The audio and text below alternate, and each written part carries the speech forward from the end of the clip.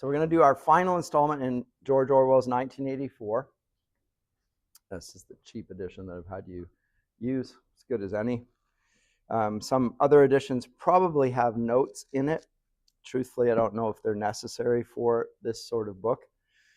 You could say things about it that I've already said. That would be contained in an introduction. Introduction would be useful insofar as it would talk about Orwell's background in writing for the BBC, his work, The Politics of the English Language, which is a really significant feature of this work, the way in which Big Brother controls language as a way of controlling thought, and that's one of the features we've seen that distinguishes Orwell's 1984 from Huxley's Brave New World. Brave New World was more biological conditioning,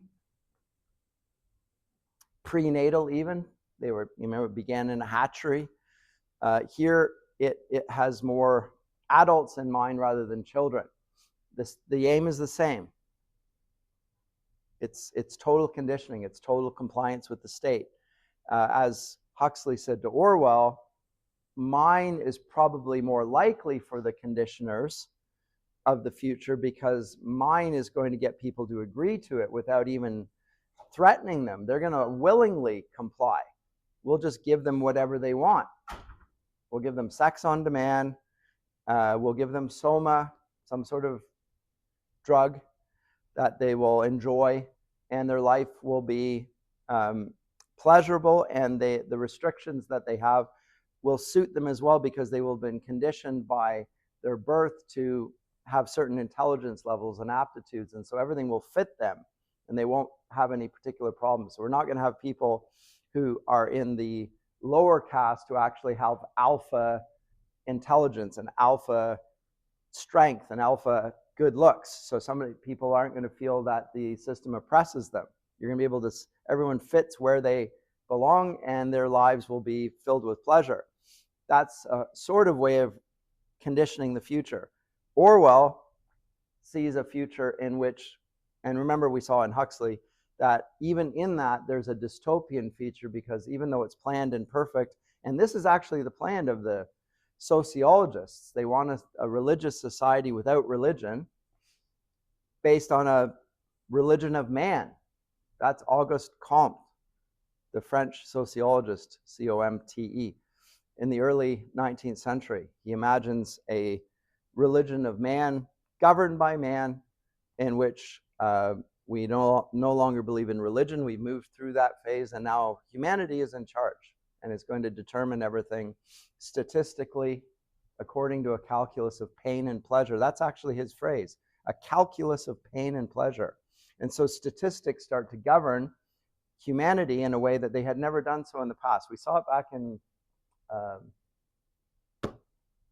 the 18th century in Jonathan Swift's Modest Proposal, where he kept, remember, citing statistics, how his proposal was better than the alternatives because here, look at how we can measure the outcomes here. You know, measure the wealth, measure the productivity, measure the crime, and all the measurements are statistics that will objectively demonstrate that things are better than before. And of course, what we are horrified in that account is that they've discounted the value of human life.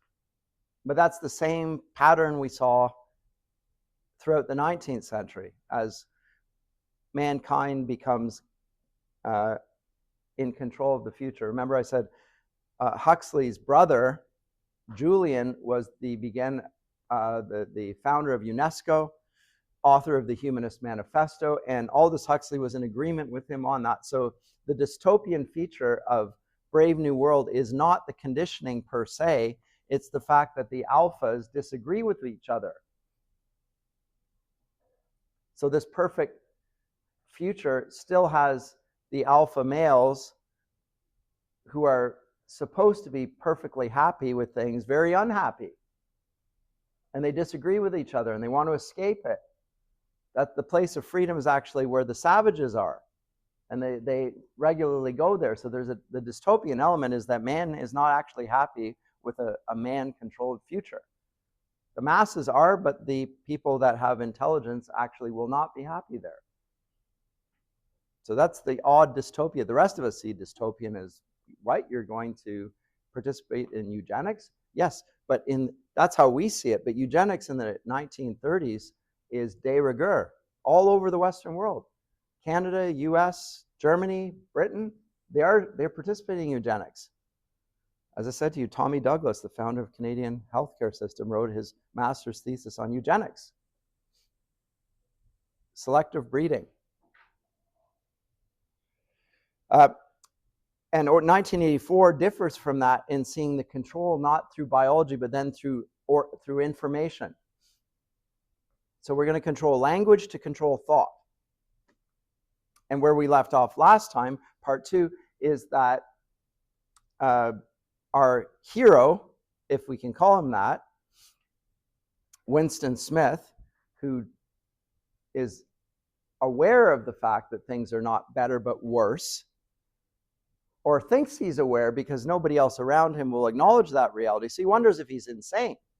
So this is the odd thing about this, is if everybody is acting as if what Big Brother says is actually true, then you start to question yourself. Am I really sane? Because it seems to me that I recall this and that, but he has no objective basis for supporting what he's said. And something really interesting is written on this, because in a Christian account, time and history are meaningful. And I don't even think we actually are aware of how odd this is compared to other world religions and other worldviews. Other worldviews don't think that what we see around us is objectively real or meaningful anyway. It's Maya, it's an illusion. And the meaning of history is a spiritual meaning, but it's not a historical meaning. You can't trace human history and see development and the advance of knowledge, because the world's ultimately unknowable. And if you do know it, it's probably illegal or illicit for you to know it. You're delving in matters that are matters of the gods. So other religions don't make progress in science because they don't think the world is worth knowing, can be known, or should be known. They're not going to test. They're not going to scrutinize. They're not going to subject to scientific inquiry what the nature of the physics that underlies what we see, or metaphysics, what that actually is. But the Western tradition comes at it differently, and because of Christianity, it thinks that history is meaningful. It's the venue of God's providence, right? Which is why it begins in Genesis and ends in Revelation, and it's a historical account. The whole Bible is organized historically. That's a Western phenomenon. That's not, you don't get that in the Quran, by the way, which contains the account of Adam and Eve and the fall, but it doesn't put it in the beginning. It's just an episode. It's not structured sequentially, historically. Same thing in Eastern religions. There's no historical temporal framework of development of history began here and it's ending there, and that means my history, my personal history, can be connected to that account of history. So life for me is meaningful and purposeful and connected to other human beings. All these things are presuppositions of the Western worldview that we simply don't see elsewhere, and we don't know it because we're in the Western worldview. So Orwell's 1984 is dystopian to a Western audience because what they're doing is taking control of history and rewriting it so what happened, it's as if it didn't happen.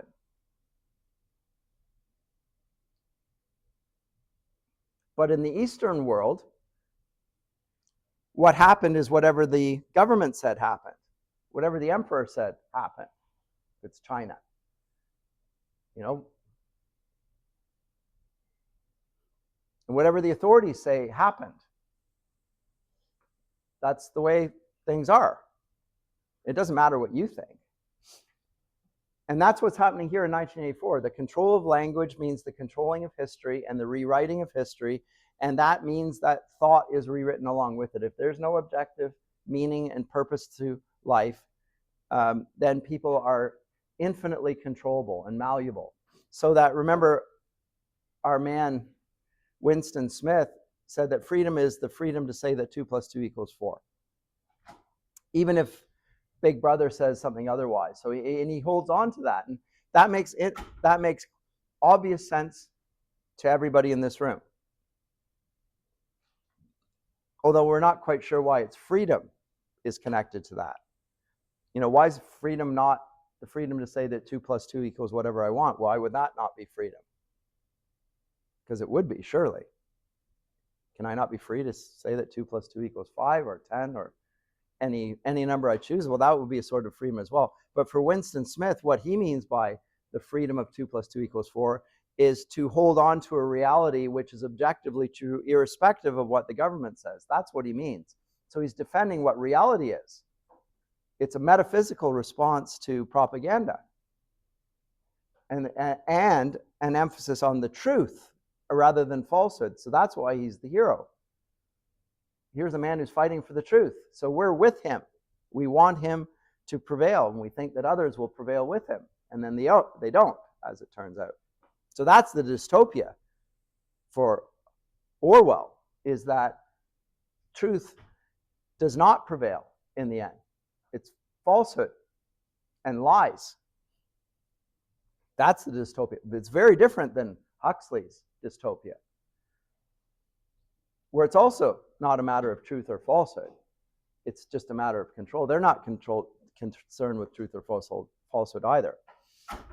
But it's not really about that. Whereas here it's a question of truth. Can truth be said to govern the world state of Airstrip 1?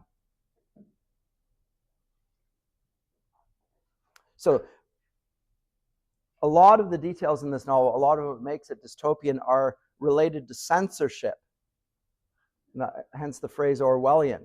So it's the rewriting of history, the suppression of dissident literature, so they don't allow Shakespeare's works, and they don't allow contrary narratives explaining a different view of history. And they also use the control of language that people even use to express themselves. So there are certain words that they once used are now unwords. You can't say that word anymore, which has happened in our day through political correctness. You can't use that term. You can't, what do they call, dead name me. That's what, there's a lot of dead naming in 1984. It's not just naming, but using that word. Those are dead. Those words are obsolete. You can't use that word anymore. And so what they're doing is controlling language, but they're also limiting the things that you can say then, and ultimately the way you can think. So they're reducing everybody from, Huxley had the alpha, beta, gamma, delta. Now everybody is being reduced down to a lower caste in this. So it's a different process and more dystopian for sure in that sense. Yes?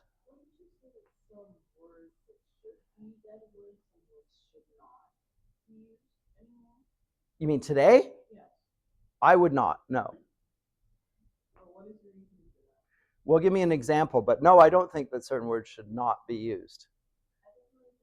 Even if I think myself I'm not going to use those, there will be a reason why I wouldn't use the word, but I don't think that it should be dictated societally that I can't do it and that it's some sort of crime for me to use the word. So that's what I disagree with, the latter. Oh, slurs, like pejorative, like the N-word, like the whatever, some racial. I don't use them myself. I have children, I tell my kids not to use them either, but I don't think that it should be prescribed or criminalized to do it. No, I don't. Even if the word has like a negative connotation. Yes. Yes. Yeah. Because not because I don't agree with the objection that it's pejorative, it's a slur, whatever, but because I don't think that criminalizing speech is it's a slippery slope. That's why. And so then who becomes the arbiter of what words are pejorative and not? And it's going to have to be the government. And I don't really like the government policing language. I don't like that.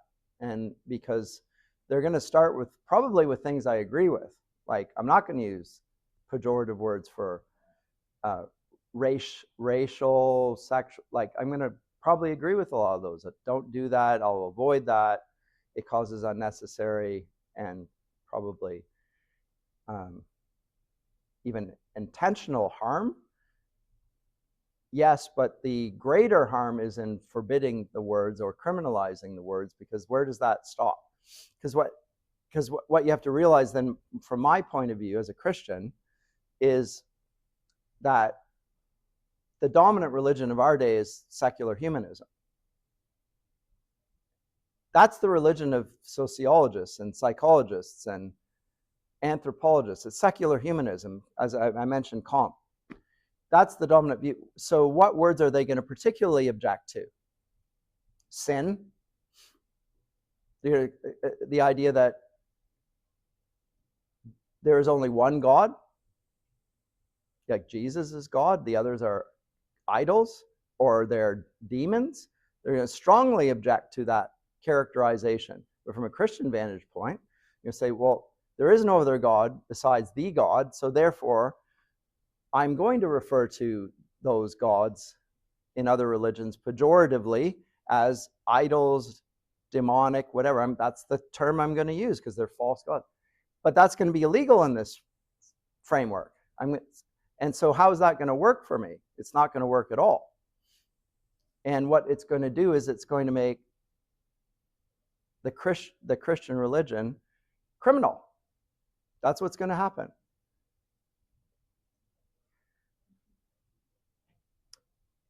Because there is a dominant worldview in our day, and it is secular humanism. And so it's going to say, it's not just going to say, we don't want to practice it, it's going to criminalize it as false. And you have to stop using that language. You have to stop quoting scripture to support your position. That's the government just passed C9, or it's in the Senate right now. You can't quote your own scriptures to support the view that you're going to say in public. You can't do it. That's why. It makes sense, right? I mean, I'm not saying there isn't, people may not like, and I don't like myself, pejorative language towards race, sex, right? I don't.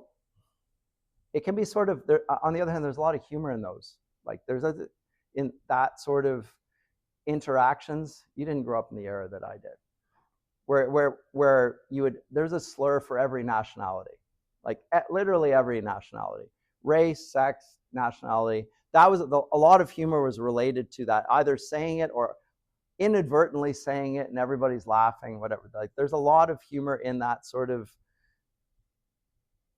fuzzy conceptual interaction. Irony is a part of that as well. He said this, but he really means that, right? So that's where humor is. So you remove that bit of, and the language, nobody laughs anymore. There's nothing funny, verbally funny, because we avoid everything that's upsetting to people. The world isn't as funny now as it used to be. It really isn't. Sorry? You really grew up in a different era. Totally different era. Yeah. It's a totally different world. But what's the difference is that 1984 has become more plausible and less objectionable, and it's sort of, well, of course we can't use certain words. And it is a sort of a thought crime, or it's a verbal, you can't say that. You can't question certain things. That goes against the whole spirit of inquiry of, I would say, Christianity. Because remember, in Christianity, you can appear to be religiously correct and yet be false. It's called Pharisaism. You're a whitewashed sepulcher. On the outside, you're this, but on the inside, you're that. Your motivations are wrong.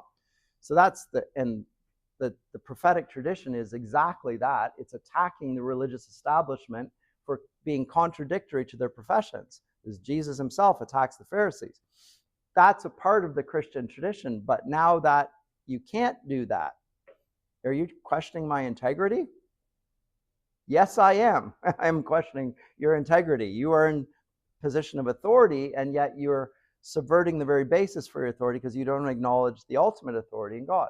And your actions contradict your own words. Well, here in Huxley's Brave New World and Orwell's 1984, the authorities are very happy to contradict themselves and be hypocrites, and they face no consequences because there's no expectation that they have a moral nature that will be accountable to God, because there's no God in either of these worlds. It's no expectation, and there's no idea that the people that are in the world bear the image of God, have a moral nature, are entitled to a just and fair treatment before a trial by jury, innocent until proven guilty. They're all guilty in the eyes of the state. They have to prove their innocence. It's a very, yes, I grew up in a different world. It was a better world. It was. Way better.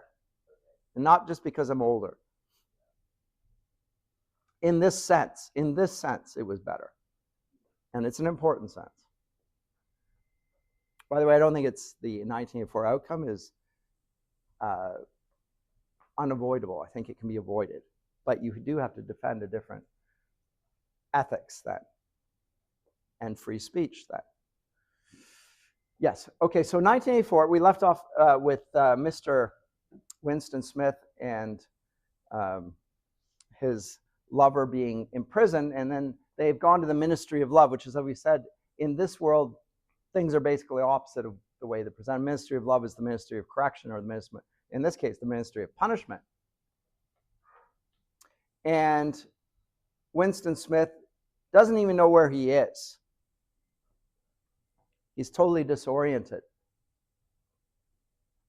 He says, presumably he was in the Ministry of Love, but there was no way of making certain. He was in a high-ceilinged, windowless cell. Note that he can't see the world outside of him. This is almost symbolic as well. There's no way of orienting reality. If you're stuck in your basement with no windows for a long time, you become disoriented. This is the room that you're in is your reality. And if that's it, suddenly things that are in your room start to take on more significance than they should. The spider in the corner is one of your cellmates. Maybe takes on, it's not just a scary thing, but, well, this is my only companion. So that's dystopian in itself. There's no person like me in the room. Walls of glittering white porcelain. Well, what's made of glittering white porcelain? A toilet, actually. So it's like I don't know if that's his intention here, but it's whitewash, it's pure. And concealed lamps flooded it with cold light, and there was a low, steady humming sound, which he supposed had something to do with an air supply. A bench or shelf just wide enough to sit on ran around the wall, broken only by the door, and at the end opposite the door, a lavatory pan with no wooden seat. There were 4 telescreens, one in each wall. So the idea of the telescreen, which here, when he writes it in 1949, is totally novel. Like, a television was this big honking big thing, but now it's just a screen, a flat screen, one on each of the 4 walls. He's constantly being surveilled, and it's a 2-way screen. That didn't even exist in Orwell's day, but now it does. Insofar as there's a camera on the other side, and you can see through it. There was a dull aching in his belly. It had been there ever since they'd bundled him into the closed van and driven him away. But he was also hungry. And note the other thing about himself that you're going to see, and this is very common in science fiction as well, is when you're isolated like this, you start to question where your mind is in relation to your body, because your body's not relating to other human beings, other bodies. Remember, it says in Genesis that it's not good for man to be alone. Well, here, isolation is a form of dehumanization. It's one of the forms of torture, actually. It's actually considered a form of torture under the Geneva Convention, is to put somebody in isolation, because when they do, they lose all orientation on reality.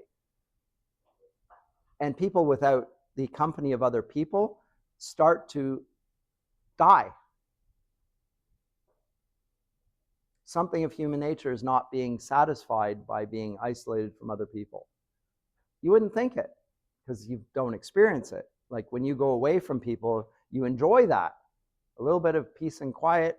I can have time for my own thoughts without being barraged by other people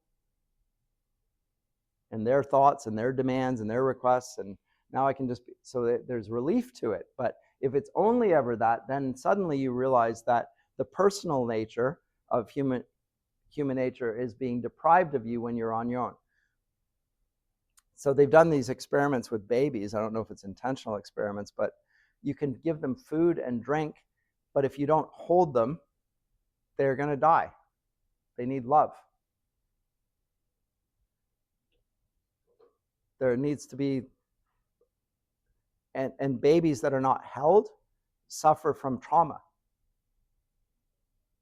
Even the breast milk, literally the physical touch. Nowadays, if you get to this point where you have children, the first thing they do with the baby when the baby's born is they don't put it in the little warm heater. They throw it right on mom's breast because of the warmth, and they can hear the sound of the heart, mom's heart, which the baby's heard her whole life, still hears it. So now the trauma of being outside the bright light, oh yes, but there's still this. And that bond, which is not something you can put your finger on, but it's right there, is being acknowledged. And yes, hold the baby. And that is part of the development of the child. And that stage of development, as you get older, you move away from your mother, your father, physically, is still necessary. It's an age and stage of development. And if you don't acknowledge that, then you have the problem of, well, when does a human being... So if you don't acknowledge that a human being is there from conception, the question isn't, is it when the child emerges, which is one obvious thing. The question is really, are we human until we're fully developed? And when I say fully developed, your brain is fully developed at about 25. So up to that point, maybe you're not human. Because you don't have your full rational capacities, you can't function on your own entirely, you don't have your means of looking after yourself, you don't know how to feed yourself. Well, hopefully by the time you're 25 you do, but can you deal with all of life as a fully functioning adult would? And the answer is not when you're in university, you can't. There are things about you that are incomplete. Okay, so are you not human? Am I to treat you that way? What's the measure of humanity then? Is the government going to decide it? Because now that is actually the case in Canada. Euthanasia, abortion. It's the state that determines when life begins and when life ends. Demands that we consent to it, but does demand that we consent to it. Can't push your views on other people in these areas. That's unethical. So this is what I'm talking about, the humanism. Can we say and protest outside an abortion clinic, or can we protest euthanasia and say that's wrong, you shouldn't do that, whatever? Are we going to be allowed to do that? Well, in abortion now it's not, because it's psychologically distressing to the people making this serious decision, whatever. So you have to. So is euthanasia not going to be the same in Canada? We're going to be allowed to say that's a human being, you shouldn't do that.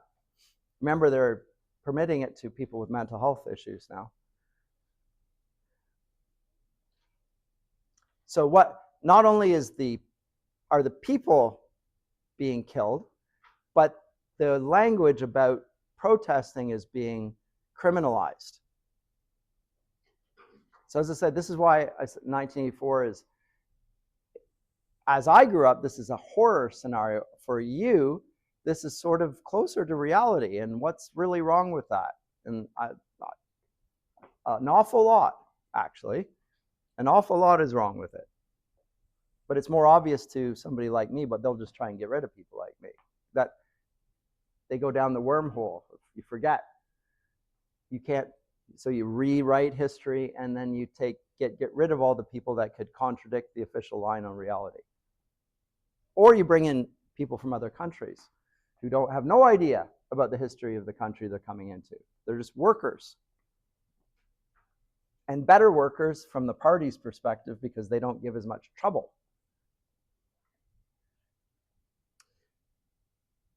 But he was hungry with a gnawing, unwholesome kind of hunger. It might have been 24 hours since It might have been 36. He has no concept of time.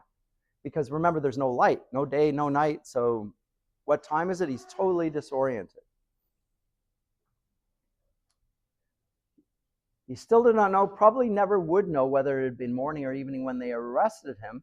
Since he was arrested, he'd not been fed.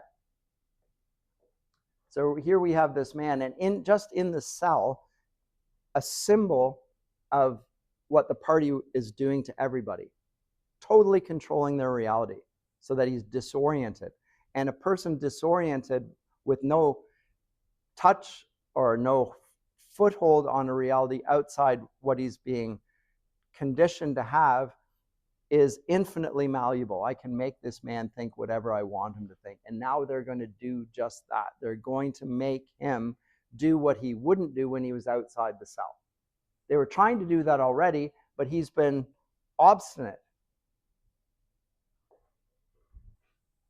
He longed for a piece of bread. He had an idea there were a few breadcrumbs in his pocket, the pockets of his overalls. It was even possible that there might be a sizable crust, and in the end, the temptation to find out overcame his fear. He slipped a hand into his pocket, and then he hears, "Smith!" yelled a voice from the telescreen. 6079 Smith W. Hands out of pockets in the cells. Constantly being surveilled. You didn't even know. I mean, you should have known telescreens. But.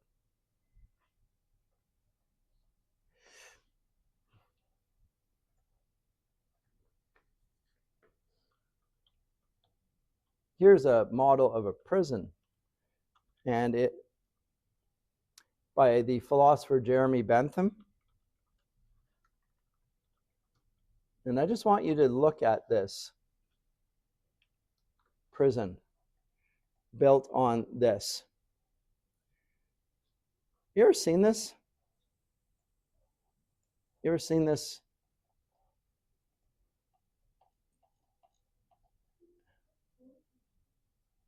Yeah, it is a torture chamber, but actually it's a prison cell. These are the prisoners are all around here. It's called the Panopticon. It's Jeremy Bentham, who is also a logical, not a logical positivist, a pragmatist, and involved in the same project of human conditioning. This is the way of mass surveillance. This is a prison. The prison guards are here in the center, and outside them are all the prison cells. Now, this is the model for the penitentiary. Now, remember, the penitentiary system is built to make you penitent. It's an invention of the modern world. The modern penitentiary system is just that. It's there to watch you all the time and make sure that you rehabilitate.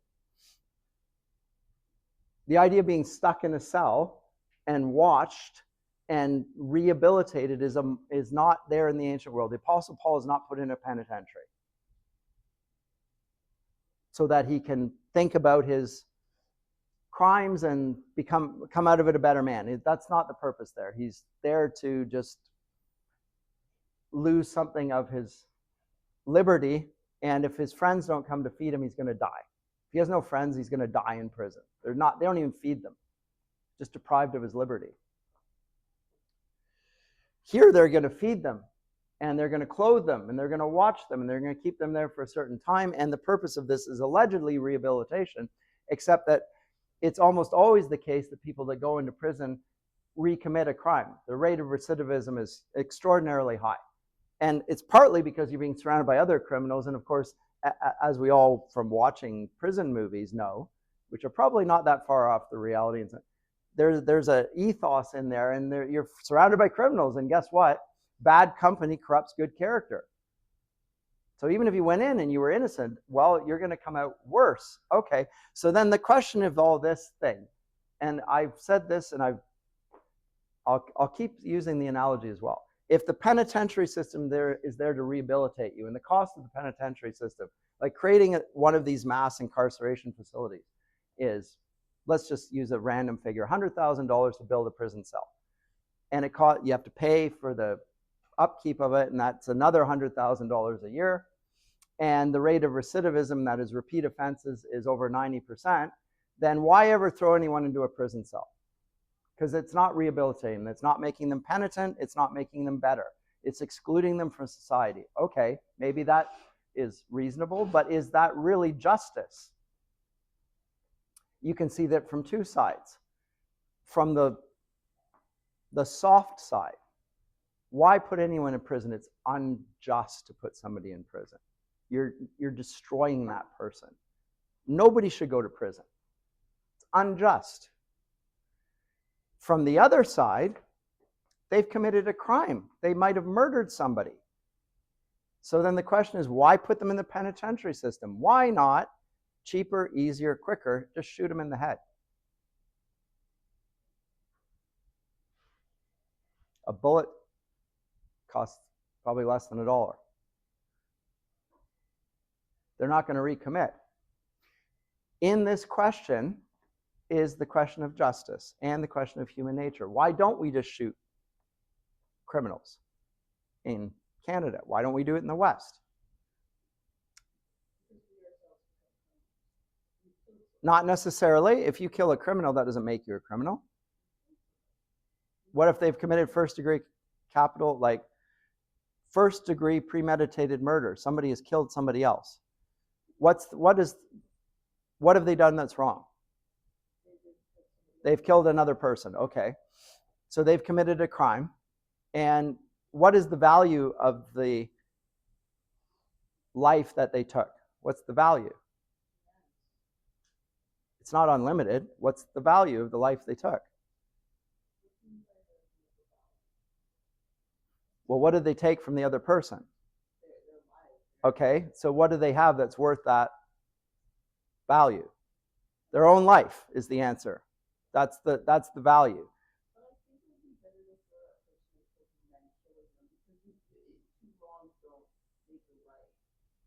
But isn't that just? But which one is just? Is an infinite incarceration for life more just than killing them? And why? Anyway, I'm trying to problematize here, not trying to solve all the problems here. I'm saying that to go back to the topic that I always am coming back to on this course, because I think it's the issue of our day, is what is a human being? What exactly is a human being? From a Christian perspective, what is a human being? Where will we get that from? Because it says it right in Genesis 1:26, in the image of God created he man. In the image of God created he him, male and female created he them. Right? Mankind made in the image of God. And in Genesis 9, after God wipes out the whole human race, bar Noah and he says he'll never do it again, but he says that, well, I'll come to that, never mind. Genesis 9. This is before the Decalogue, by the way.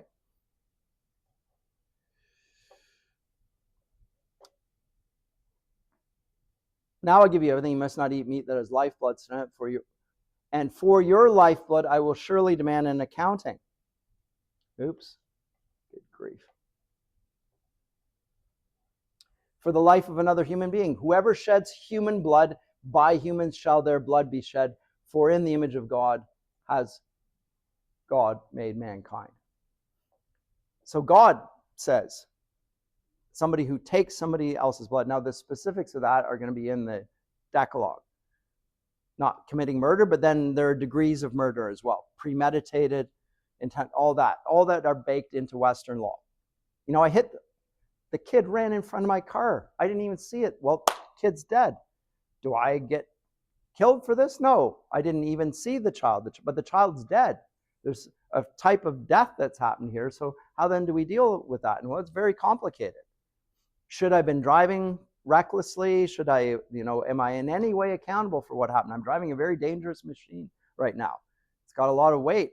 How about the parents in relation to the child? How about the child's response? So you're not going to call that a first-degree murder unless it can be proven that I saw the child and then I stepped on the gas, boom, bang. Okay, there you go. Even that was at first-degree murder. Did I go out to hunt that child down?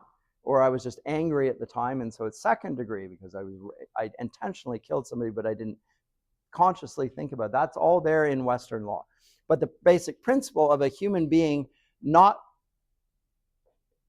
to be killed, the rationale for it is because we bear the image of God. Now, if we deny that there is a God, as the secular humanist state does, what is the restraint on killing? Is there any restraint? Is there any logical restraint on doing whatever we want to human beings? Because I don't think that there is. And the panopticon here, Jeremy Bentham's, this is used in all sorts of films, by the way, including the Marvel superhero movies and stuff like that. But all sorts of movies have this model of prison cell. The panopticon means that you're being surveilled all the time. Well, what do you think is happening with modern tech? The information state. Politics in the age of total control. You're always being watched. Cameras on every corner, like it's like being in a prison cell, except that you're free. Yeah, but you're always being surveilled. For what? Crimes. But what's the definition of a crime? Go back to this Genesis text. What's the definition of a crime? What are we not allowed to do? And why? And what's the punishment for it? In Orwell's 1984, the punishment is infinite, because it doesn't recognize, even though it's called secular humanism, it doesn't define what a human being is. It's whatever the state says it is. That's the answer. And whatever the state says it is unquestionable. And the state can make 2 + 2 = 5. And if it says that, it is it. That's going to become the debate between O'Brien and Winston Smith. He says freedom is to say 2 + 2 = 4. O'Brien says, and what if it says this? He said, well, that doesn't change the fact that it is 4. And O'Brien's answer is, I think you need a little bit more time in here, because that is exactly what it is. It is whatever we say. So what happens to Winston Smith is he is deprived of his humanity, but he's also deprived of all form of reality. Now, as I say, George Orwell is not a Christian. He is a socialist. He's a secular humanist. But he can see the logic of secular humanism without God is for the state to become God, and its regulations will not include any restraint on its authority. It will do to you whatever it wants to do to you. And you have no rights, because they're not accountable to anybody but themselves. Now do you see?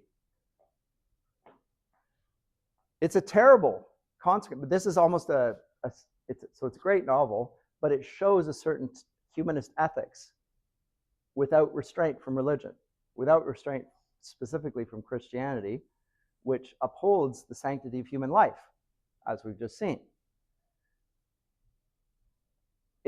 And that's the basis for human freedom, because God is also free. It's also the basis for our understanding of love. Why do we find it perverse that this place, Ministry of Punishment or Corrections, is called the Ministry of Love? Why do we think that's perverse? Are we saying that harming isn't loving? Of course we are. But where do we get this idea that love has a certain different definition and it's opposed to harming? Where do we get that idea? Where's the definition of love what are we assuming? We're assuming Christian categories. Orwell's novel only makes sense to people from a Christian culture. Sadism, masochism are not love, but they are if you're a member of the Marquis de Sade's coterie of followers. You're a sadist. That's my form of love. Oh, harm? Harming somebody else is a form of love? Yes, it is. Harming myself, masochism. Harming somebody else, sadism. This is love? Well, the BDSM is part of the whole love is love stuff in our culture now. Right? And I talked about it in healthcare. If healthcare includes killing, what's the difference between healthcare and harm care? I don't know what the difference is. If the one includes its definitional opposite. Health is no longer about preserving and enhancing human life. it includes killing it. So to me, then, the healthcare system is like the prison. It's like the penitentiary. It's just they wear white lab coats instead of dark suits like in the prisons. And the patients don't have to wear orange jumpsuits. You wear a gown, a little blue, but what's the difference? I'm not saying that everyone who's in the system is this bad. I'm saying that the system and atheist humanism doesn't know what it's doing anymore, like definitionally. And this is huge. If you can kill officially, legally, under the definition of healthcare, you have lost your mind.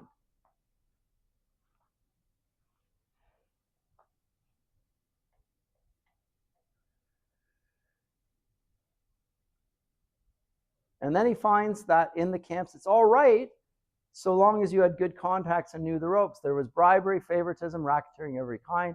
There was homosexuality and prostitution. There was even illicit alcohol distilled from potatoes. The positions of trust were given only to the common criminals, especially the gangsters and the murderers, who formed a sort of aristocracy. All the dirty jobs were done by the politicals.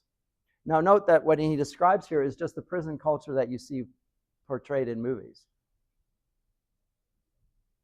where the criminals work with the correction officers. And why is this possible? Because there's no justice here anyway. And the prison guards are often portrayed as worse, but really effectively extended criminals with a badge. Problematize heroism. Same with the Dark Knight. You know, the whole genre of the guy who takes the law into his own hands and so forth, but then does the law, and so the gray area. Well, that's symbolic of the whole secular humanist era. No justice ultimately. It's just vengeance, but it's vengeance done for the right reason. But where are the limits on that? Those are all explored in these movies. Yes. What would be the right choice if someone was pregnant with a baby, but if they were to give birth, the mother would die? Oh, so now you're talking about a specific situation of abortion. You're talking about abortion right now. And you want my view on this, or what? So a mother is going to give birth, and the baby is going to be born healthy, but the mother's going to. How can you know that in advance? Mothers die in childbirth. That does happen. It's pretty rare, but it does happen. Certainly you read about it historically that it happens.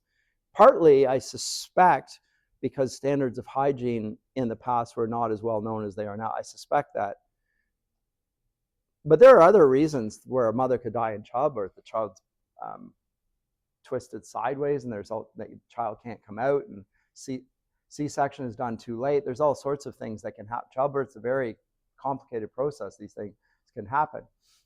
Normally, the mother's life is, being pregnant is not a disease. And it's not an illness even. It's a form of, this is how human beings come about. They come about through childbirth. The mother is not ill. I'm glad you're thinking about it. So if you buy what I said, the child is made in the image of God. The mother is made in the image of God, both of them. So both of them are to be preserved and to be, cared for by the medical system. And the child is more vulnerable than the mother because of the vulnerability of the child, but basically the mother is also vulnerable. So what do you do in those situations? Those are ethical situations that the doctors then have to handle in that particular situation. And they do. When it finally comes to, like, we want the child to come to out, like the mother wants it, the father, everyone wants the child to be born. There are still complications that might make you have to make choices along the way. I don't think that it is often the case that the mother's life is at risk when the child's isn't, but it can happen. And the medical system should try and preserve her life, but it's never a case of either or, I don't think. Beg your pardon? It shouldn't be, but even if you have the medical devices and whatever at your disposal. It should never be an either or choice. If we don't kill the baby, the mother's not going to live. Not at that stage where the baby's coming. That's not that. The horror scenario. That's the ethical one. So okay, which one's life is worth more? Right? If that's the scenario, well, there's no solution to that. No one's life is worth more, because the value of a life. Well, we're all made in the image of God, in the image and likeness of God, the mother and the baby. You might say that the mother is more important because she has other children. She's the mother for them, and this baby doesn't. So you might, right? So you can bring into all sorts of unbiblical calculations that make a lot of sense. But those are like escape scenarios where, one person has to sacrifice himself for the group to get out. Like you're in a submarine and that torpedo's gone through and the water's leaking in, and some guy, you got to lock the compartment or we're all going to die. And so, but you have to do it from the inside. So somebody goes in there and turns the handle and everyone watches that person die and the whole ship is saved. So like that's the scenario. Like it's an almost impossible situation, but it's sure a hypothetical. But the hypotheticals always make the norms problematic. But the norm is a life is worth a life. And why? Because it bears the image of God. So if a baby bears the image of God just like a mother, then the image of God is not developmental. That's an important point. So it's not based on capacity, developmental. It's not, because the baby has everything which cultivated will make her just like her mother. That's a mother right there. That's somebody's mother that you've aborted. That is somebody's mother. Just like the mother who bore her is a mother, that little baby is a mother to infinite, who knows how many children she'll have and grandchildren, whatever. So you take away that life and all of the people who would have been born to her are taken out of the picture as well. Just think about that. And all the relationships, and the world is deprived of that person. Anyway, I think the Christian view is the most compassionate and towards everyone. It transformed the world, and now it's being detached because of atheist humanism, secular humanism. Comment or question? Sorry, we're getting into bioethics. I'm okay with that here, but the novel brings those to light, so fair enough. Yes?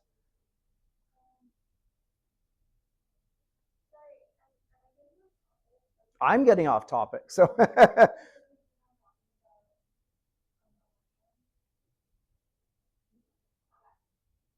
you want to talk about the abortion issue?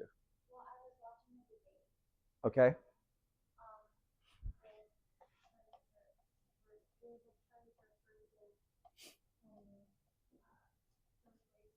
Okay.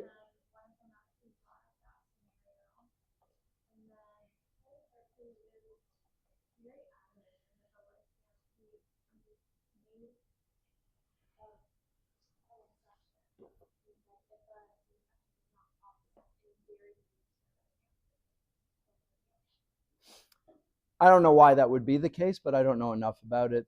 So then it is the situation that you presented.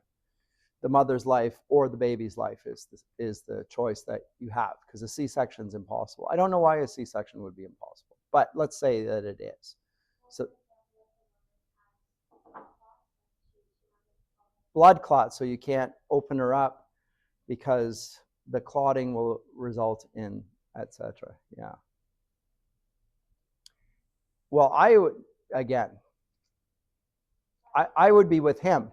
I would be with him on this insofar as if you kill the child, you know you've killed the child. If you save the child, the mother might succumb to the blood clots, but there's no certainty in that.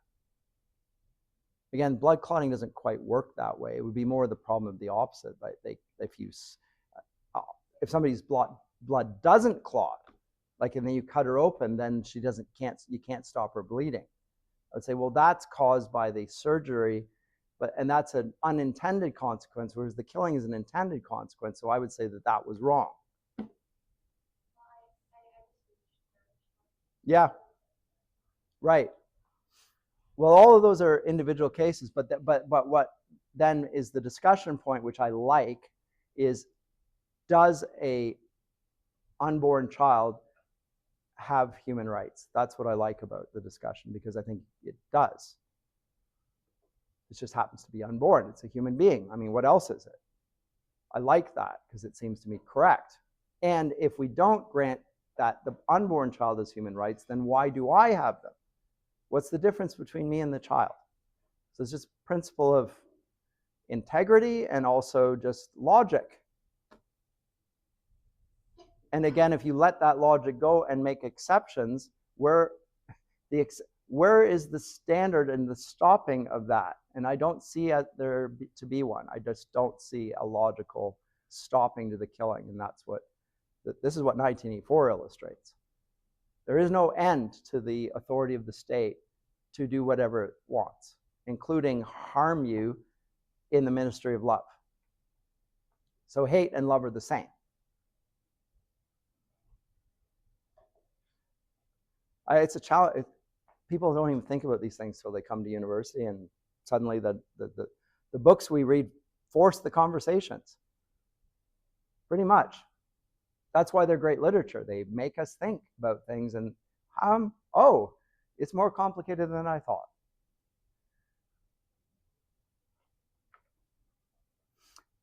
This fellow Ampleforth is somebody that he knows from outside, that is Winston Smith does, and he's in there as well. But what's he in there? And he sees Winston. Smith, you two, what are you in for? To tell you the truth, he sat down awkwardly on the bench opposite Winston. There is only one offense, is there not? And have you committed it? Apparently I have. He doesn't even know what he's done.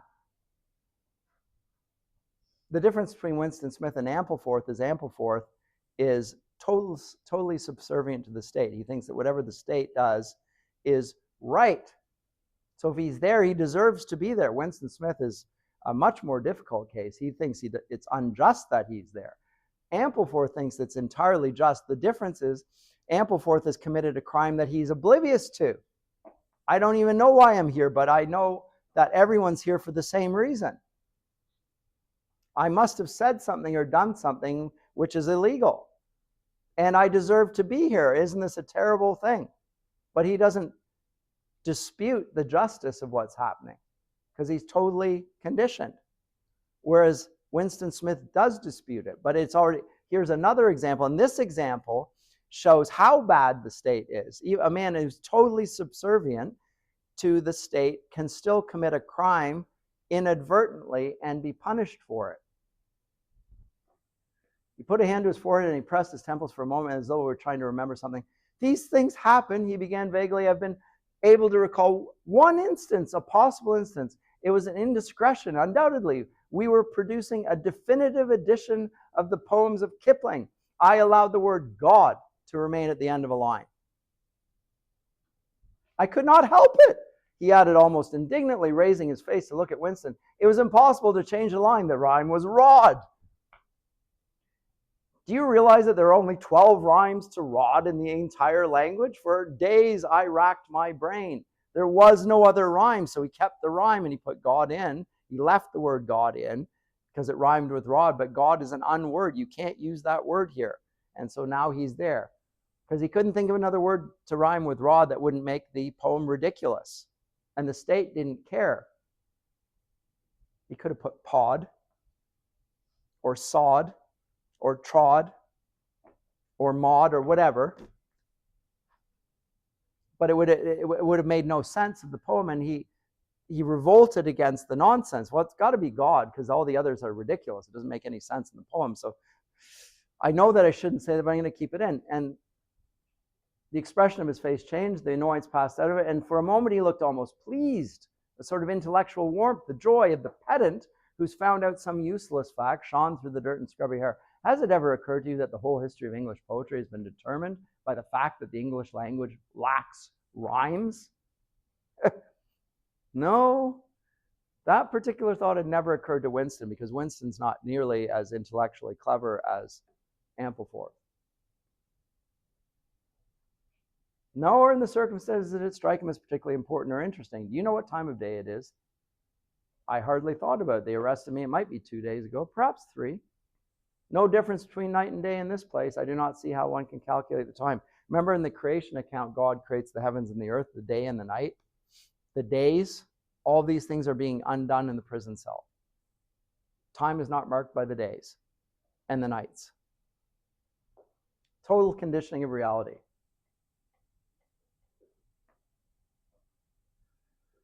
And the officer comes in to Ampleforth and says, room 101. Now, room 101 is famous in the English language. This is the place where you meet your most terrifying thing. Room 101 is the place where you're sent, where the thing you fear most will be unleashed upon you. And Ampleforth is sent there. We don't know what he's going to face. We do know what Winston's going to face. He's terrified of rats.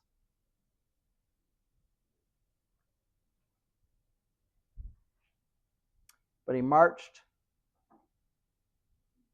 and he had 6 thoughts: the pain in his belly, a piece of bread, the blood and the screaming, O'Brien, Julia, the razor blade. Parsons walked into the cell. He was wearing khaki shorts and a sport. Oh, he's there as well. How's he there? His son betrayed him.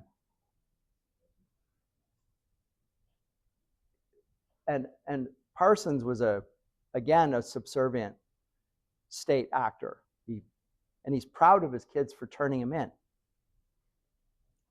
He's proud of them because they're so obedient, just like he taught them to be. And they've turned him in.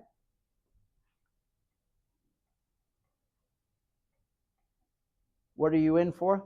Thought crime, said Parsons, almost blubbering. The tone of his voice implied at once a complete admission of his guilt and a sort of incredulous horror that such a word could be applied to himself. You don't think they'll shoot me, do you, old chap? They don't shoot you if you haven't actually done anything. Only thoughts, which you can't help. I know they give you a fair hearing. Oh, I trust them for that. They'll know my record, won't they?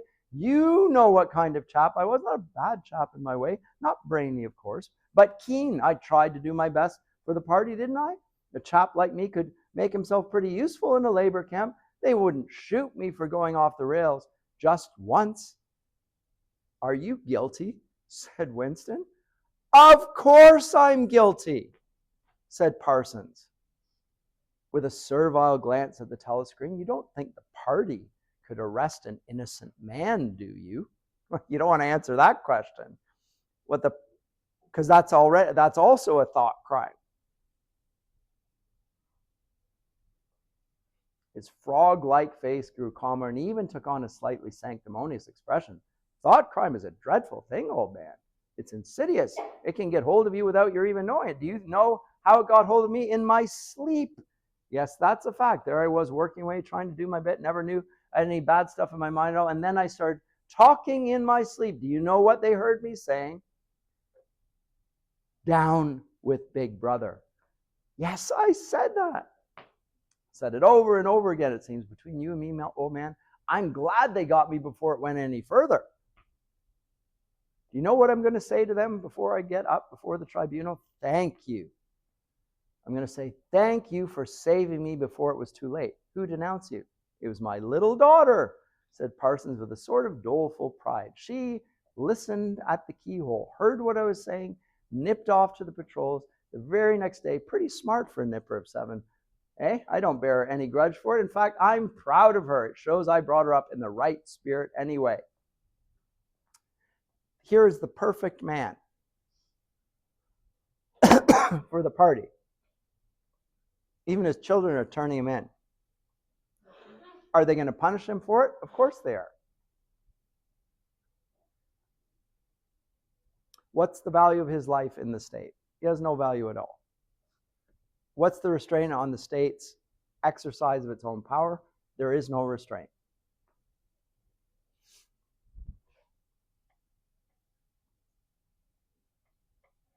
No restraint whatsoever. And when O'Brien comes in, eventually in part 3, chapter 3 rather, and Winston wants to know why he's here. Oh, they've got you too. They got me a long time ago, said O'Brien with a mild, almost regretful irony. You know this, Winston. Don't deceive yourself. You did know it. You've always known it. And what did he always know? That O'Brien was with the party. And that he was a criminal and he was rightfully there and was going to be punished for that. And he keeps getting hit and so forth. But in the third chapter, he'll talk about the image of a human boot on a human face forever. That's the image of the party. Sadism, destroying the image of God, which we see in people's faces. Faces reveal a person's identity like nothing else. If you want to, like, when you say something terrible to someone, they want you to look at them. We don't want to face people when you feel guilty. Our faces go down, we don't look, whatever, but you want to see their face. If you have a loved one, you want to see their face. Their face reveals something about them. It's really hard to cover and mask in communication. Stop using the stupid text to convey complicated things. Meet somebody in person. Even if it's an uncomfortable meeting, meet them in person. It's important. The virtual communication, it really sucks, including through the screens, but screens are better than a text. Send a text to, break up with your wife or divorce your wife. We're divorced. Gone. A person you've spent your life with and it's ended with a text. I communicated it. It was, So the personal side of it revealed in the face, very important. So the image of a boot stamping on a human face is particularly poignant and probably accurate to what the this terrible dystopian 1984 subjects them to. But as I say in part 3, and he's sent to room 101. When he goes to room 101, what does he see there? He meets his great horror, which is a rat, and the rat's put in a bag, and it's tied around his head, and then the rat inside the... Can you imagine? I'm not particularly afraid of rats, but boy, just the abject terror of your worst fear being something you can't escape. And there's something of 1984 in Tolkien's Lord of the Rings, which I think is also... Lewis and Tolkien are writing about the same secular humanism as their contemporaries, but they're coming from a Christian point of view. Tolkien says the chief weapon of the enemy is fear. The chief weapon, above all the other weapons, is fear. It's not the physical, the armies of Mordor. It's not, the power to see through all flesh. It's your own fear, the fear.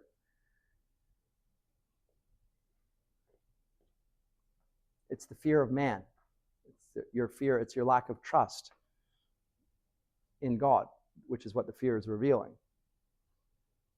People who are afraid are probably rightly afraid of other things. Where's the fear end? For some people, their fear is limitless. They're afraid of everything. If you're afraid of God, then you don't fear those other things. In the same way, because there's a greater source of fear. But the source of fear then is one who loves you and gave himself for you. So you don't have to be afraid. Jesus says to his disciples, do not be afraid, because I am with you. It's Emmanuel, God with us. We don't need to be afraid of these things because there is a greater power than those that can only kill the body but not the soul. But these in 1984, they're seeking to kill the body and the soul, and they're succeeding because God's already gone and everything else that's left is something that they can control. So this is a world without soul.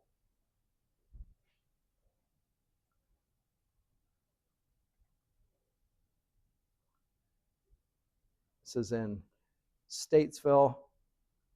There's another one famous one in Cuba.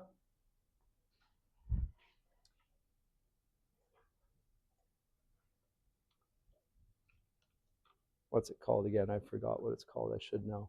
Presidio Modelo. There it is. So there it is from the outside. from the inside. There you go. There's the famous. And it's used in a couple of the Marvel movies as well. Decrepit, whatever, but you can see always, you can see right through. There's no hiding place. The eye of Sauron is always on you. He sees through all flesh. It's like that. That's what Tolkien has in mind.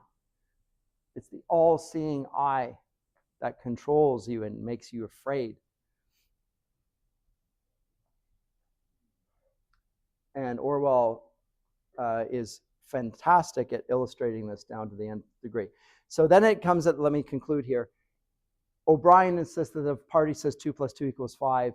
Then what? And the objection is, but they can't make it be otherwise. And eventually he gets to realize, well, they can, because there is no reality outside what the party says, because language determines reality and the party controls language. And there is no reality outside language, which is, by the way, 20th century literary theory as well. They think that the words control reality.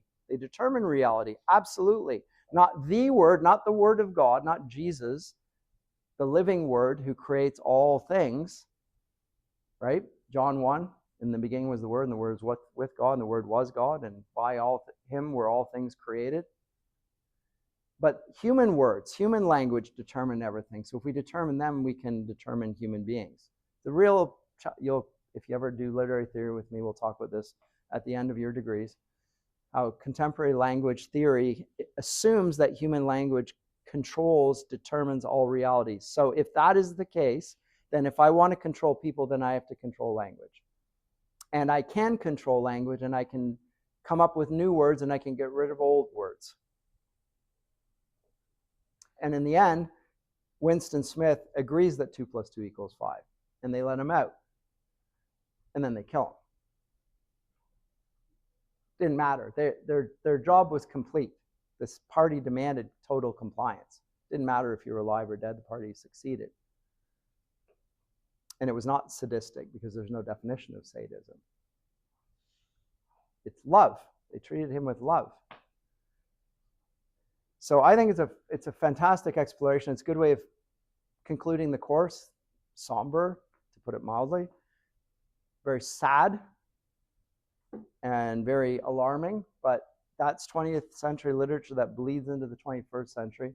That's where we find ourselves as Christians, upholding the sanctity of human life, and the consequences of that in all areas is an important prerogative and an important mandate. Anyway, we'll do that as we go through the course, but we're done for the course. Any final comments or questions before I sign off? Then I will